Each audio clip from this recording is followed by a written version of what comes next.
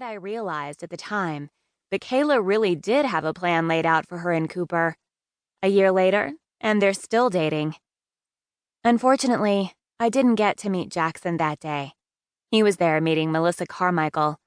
My blood heats just thinking her name. She's always been such a bitch to me. Especially after I became close with Jaxson. I hate to even think about what they did together after they left the ice cream shop that day. Although, that's been the story of my life for the last 2 years, watching Jaxson with random girls. He's not the relationship type, or so he says. I have a sneaking suspicion his mom leaving has something to do with that. The night I finally did get to meet him, well, it was the scariest night of my life. It was 2 weeks after seeing him at the ice cream shop. I had snuck out of my bedroom window after Grams went to sleep and walked to the cemetery to visit my mom. I had sat at her grave and talked to her. It was something I always found comforting, and still do. I told her how scared I was to be starting a new school, worried people weren't going to like me, and more than anything, I told her how much I missed her. My mother was my best friend. The pain I felt when she passed hadn't faded, and I'd wondered if it ever would. I don't remember how long I'd been crying before I heard some rustling and laughter. I turn around to find 2 guys stumbling up behind me. They're big, their builds reminding me of linebackers. By looking at them, I guess they're a couple of years older than me. They smile as they approach, smiles that have terror skittering down my spine. I stand up quickly, my shaky legs barely able to hold me up. Well, aren't you pretty? Isn't she, Jace? Suddenly feeling exposed in my yoga tank and shorts, I fold my cardigan over my breasts that they are openly staring at. The action only seems to amuse them. Yeah, she's really pretty. I'm glad we happened upon her. Ignoring them, I start forward, but the one referred to as Jace steps out in front of me, blocking my escape. I attempt to calm my wild heartbeat while figuring out how to get out of this mess I found myself in. I know I won't be able to outrun them, but my hope is to at least make it to the street and pray someone hears me scream for help.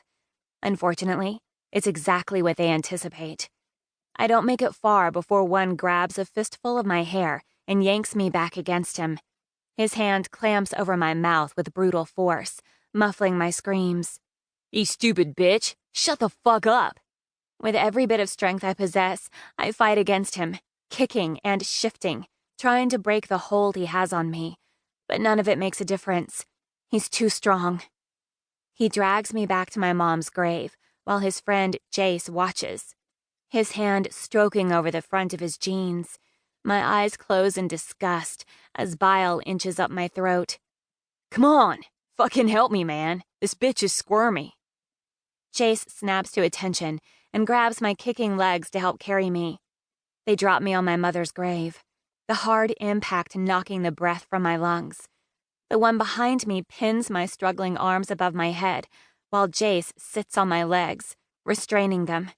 His hand wraps around my throat as he leans in close, a malicious smile curling his lips. I'm going to fuck you right here on your mother's grave, you little bitch. It's now. I realize they must have been watching me for some time to know this is my mother's grave. For the first time since they showed up, I feel something other than fear. Anger swells inside of me, bubbling over, and I spit in his face. It's my first mistake. Fury washes over his expression, his fingers tightening on my throat. You're a brave little whore. He rears back and slaps me. The impact is so hard that blood pools in my mouth and black spots dance before my eyes. After I'm done fucking you, my buddy is going to get a turn. Then we're going to beat some manners into you. He tears at my tank top, ripping the strap from my shoulder. No, please don't do this, I beg. But quiet quickly when I realize my pleas only excite him further. As his hand moves to his belt, I close my eyes and begin to pray. It's the first time I've prayed since my mom died. I am praying so hard that I don't realize my legs are suddenly free. Soon, though, I clue into the sound of shouting and painful